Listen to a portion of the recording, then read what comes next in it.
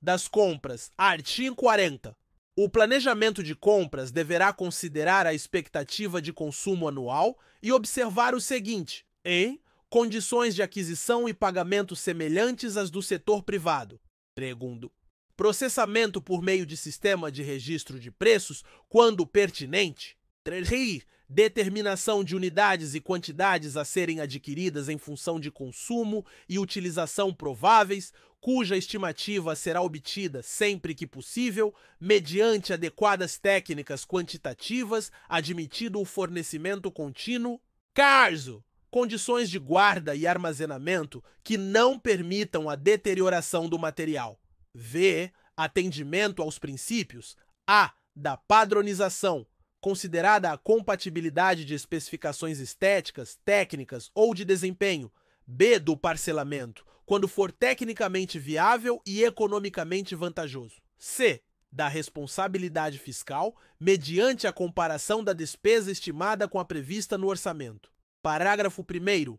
O termo de referência deverá conter os elementos previstos no inciso 23 do caput do artigo 6º desta lei, além das seguintes informações: I. Especificação do produto, preferencialmente conforme catálogo eletrônico de padronização, observados os requisitos de qualidade, rendimento, compatibilidade, durabilidade e segurança. Segundo, indicação dos locais de entrega dos produtos e das regras para recebimentos provisório e definitivo, quando for o caso.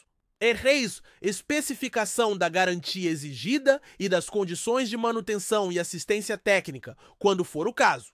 Parágrafo 2º. Na aplicação do princípio do parcelamento referente às compras, deverão ser considerados a viabilidade da divisão do objeto em lotes. Segundo, o aproveitamento das peculiaridades do mercado local com vistas à economicidade sempre que possível, desde que atendidos os parâmetros de qualidade.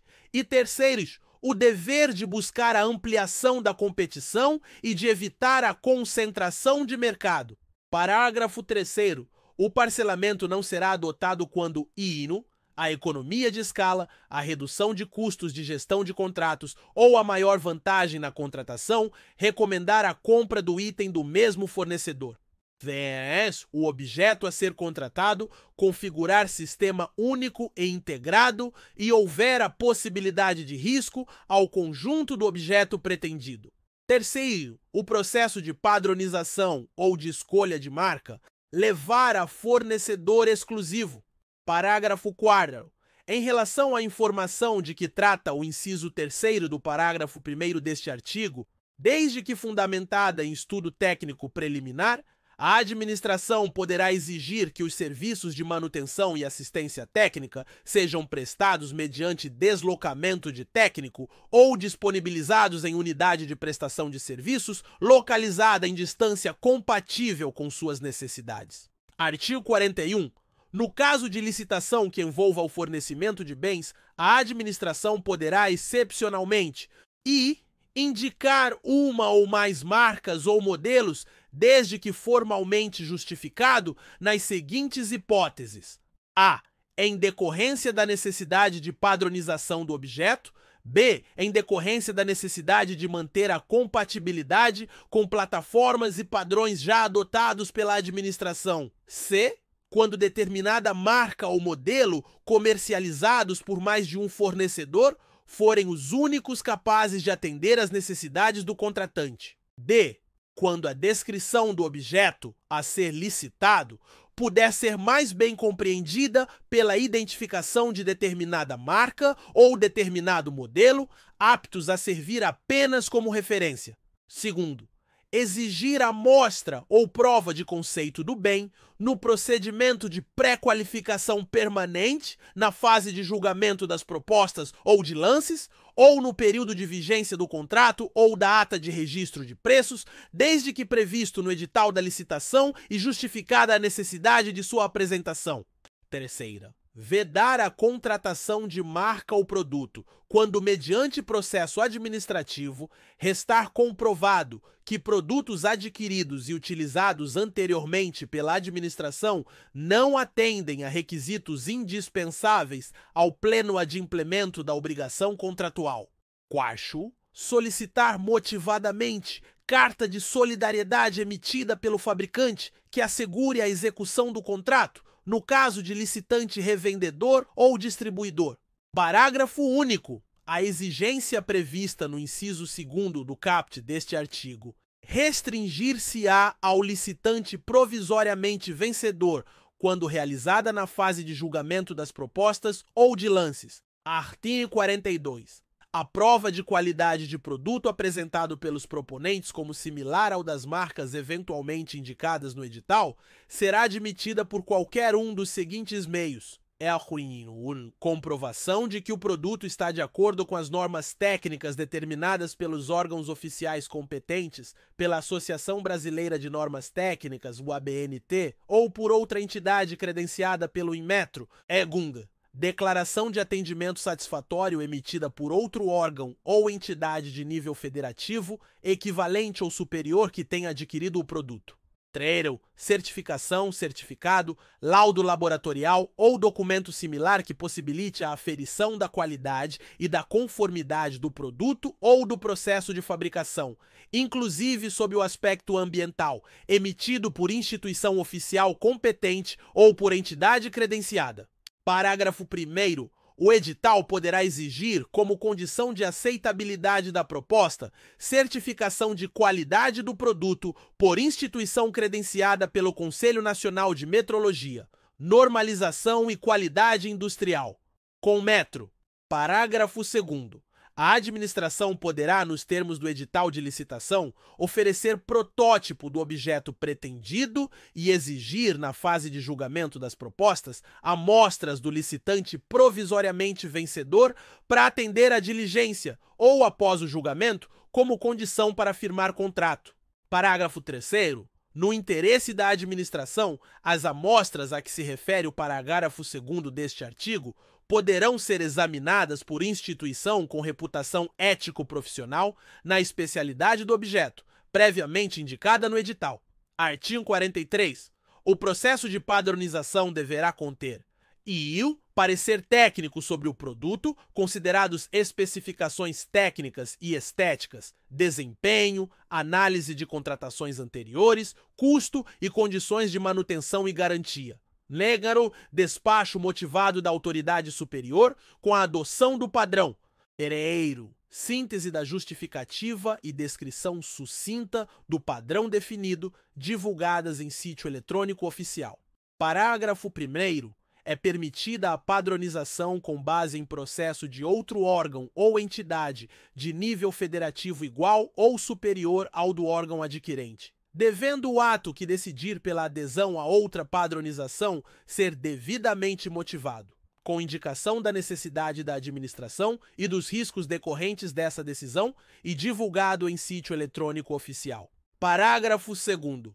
As contratações de soluções baseadas em software de uso disseminado serão disciplinadas em regulamento que defina processo de gestão estratégica das contratações desse tipo de solução. Artigo 44. Quando houver a possibilidade de compra ou de locação de bens, o estudo técnico preliminar deverá considerar os custos e os benefícios de cada opção, com indicação da alternativa mais vantajosa. Subseção 2º. Das obras e serviços de engenharia, artigo 45. As licitações de obras e serviços de engenharia devem respeitar especialmente as normas relativas a disposição final ambientalmente adequada dos resíduos sólidos gerados pelas obras contratadas. 2º. Mitigação por condicionantes e compensação ambiental, que serão definidas no procedimento de licenciamento ambiental. Utilização de produtos, de equipamentos e de serviços que comprovadamente favoreçam a redução do consumo de energia e de recursos naturais. Avaliação de impacto de vizinhança na forma da legislação urbanística.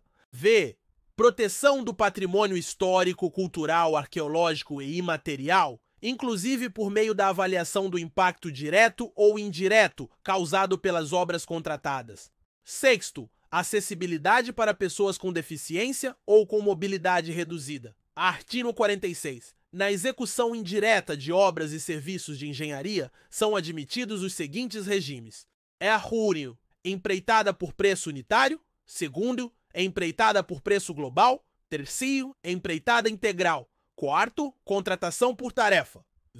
Contratação integrada. Sexto, contratação semi-integrada. E sétimo, fornecimento e prestação de serviço associado. Parágrafo 1º.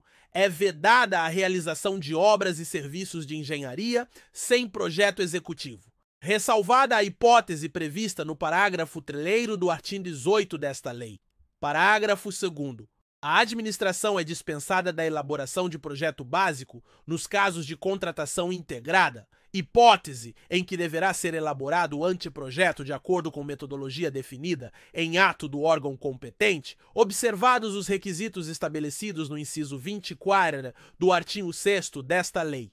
Parágrafo 3º. Na contratação integrada, após a elaboração do projeto básico pelo contratado, o conjunto de desenhos, especificações, memoriais e cronograma físico-financeiro deverá ser submetido à aprovação da administração, que avaliará sua adequação em relação aos parâmetros definidos no edital e conformidade com as normas técnicas, vedadas alterações que reduzam a qualidade ou a vida útil do empreendimento. E mantida a responsabilidade integral do contratado pelos riscos associados ao projeto básico.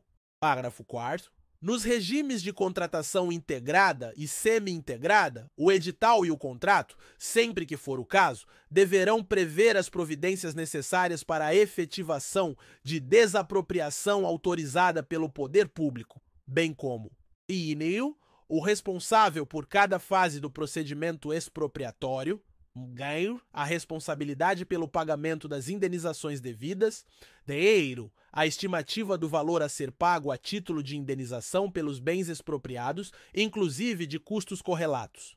4. A distribuição objetiva de riscos entre as partes, incluído o risco pela diferença entre o custo da desapropriação e a estimativa de valor e pelos eventuais danos e prejuízos ocasionados por atraso na disponibilização dos bens expropriados.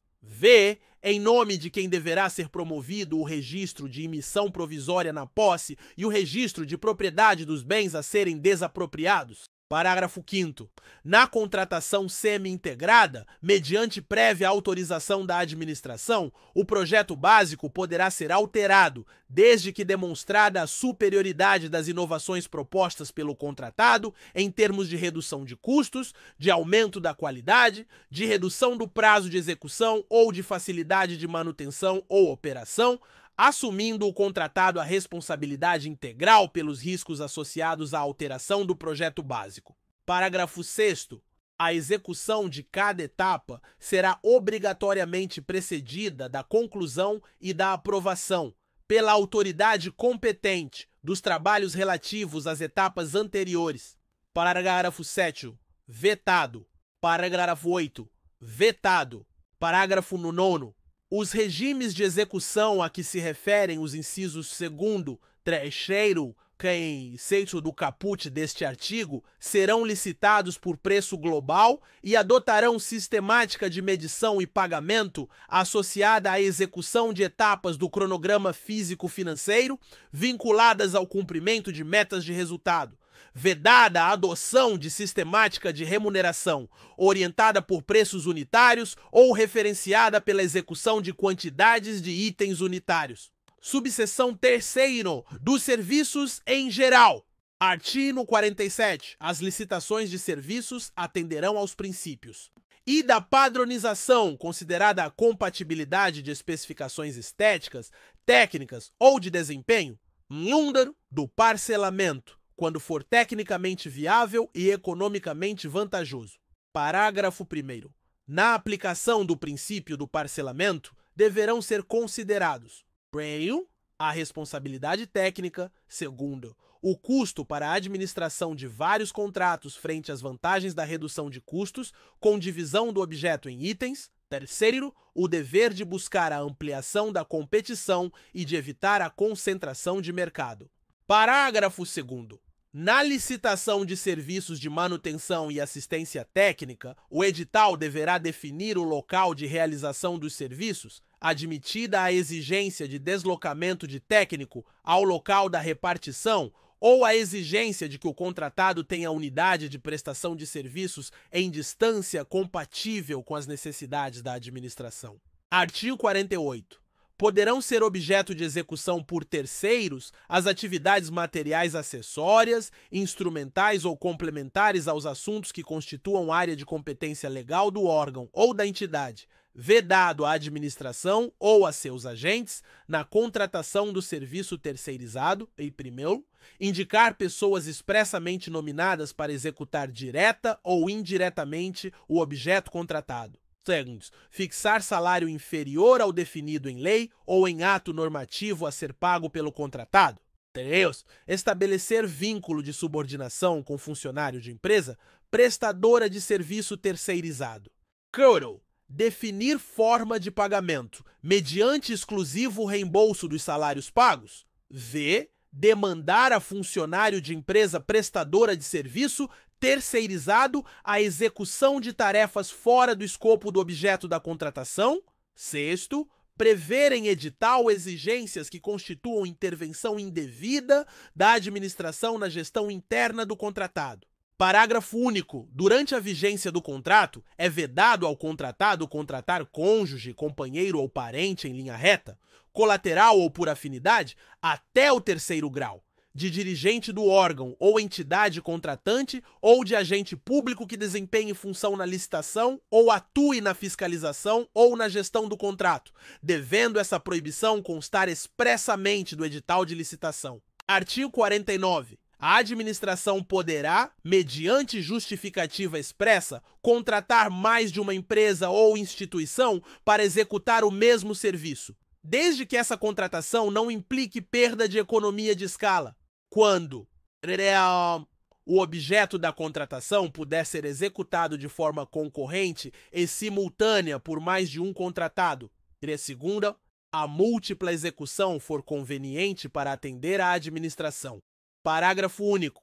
Na hipótese prevista no caput deste artigo, a administração deverá manter o controle individualizado da execução do objeto contratual relativamente a cada um dos contratados. Artigo 50. Nas contratações de serviços com regime de dedicação exclusiva de mão de obra, o contratado deverá apresentar, quando solicitado pela administração, sob pena de multa, comprovação do cumprimento das obrigações trabalhistas e com o Fundo de Garantia do Tempo de Serviço, FGTS, em relação aos empregados diretamente envolvidos na execução do contrato, em especial quanto ao I, registro de ponto, recibo de pagamento de salários adicionais, horas extras, repouso semanal remunerado e 13º salário. 6. Comprovante de depósito do FGTS. Crédito, recibo de concessão e pagamento de férias e do respectivo adicional. V. Recibo de quitação de obrigações trabalhistas e previdenciárias dos empregados dispensados até a data da extinção do contrato. Recibo de pagamento de vale transporte e vale alimentação na forma prevista em norma coletiva. Subseção 4. Da locação de imóveis. Artigo 51. Ressalvado o disposto no inciso 5º do caput do artigo 74 desta lei, a locação de imóveis deverá ser precedida de licitação e avaliação prévia do bem, do seu estado de conservação, dos custos de adaptações e do prazo de amortização dos investimentos necessários. Subseção V. Das licitações internacionais, artigo 52. Nas licitações de âmbito internacional, o edital deverá ajustar-se às diretrizes da política monetária e do comércio exterior e atender às exigências dos órgãos competentes. Parágrafo 1º. Quando for permitido ao licitante estrangeiro cotar preço em moeda estrangeira, o licitante brasileiro igualmente poderá fazê-lo. Parágrafo 2º. O pagamento feito ao licitante brasileiro, eventualmente contratado em virtude de licitação nas condições de que trata o parágrafo 1º deste artigo, será efetuado em moeda corrente nacional. Parágrafo 3º. As garantias de pagamento ao licitante brasileiro serão equivalentes àquelas oferecidas ao licitante estrangeiro. Parágrafo 4º. Os gravames incidentes sobre os preços constarão do edital e serão definidos a partir de estimativas ou médias dos tributos. Parágrafo 5º. As propostas de todos os licitantes estarão sujeitas às mesmas regras e condições, na forma estabelecida no edital. Parágrafo 6º. Observados os termos desta lei, o edital não poderá prever condições de habilitação, classificação e julgamento que constituam barreiras de acesso ao licitante estrangeiro, admitida a previsão de margem de preferência para bens produzidos no país e serviços nacionais que atendam às normas técnicas brasileiras, na forma definida no artigo 26 desta lei.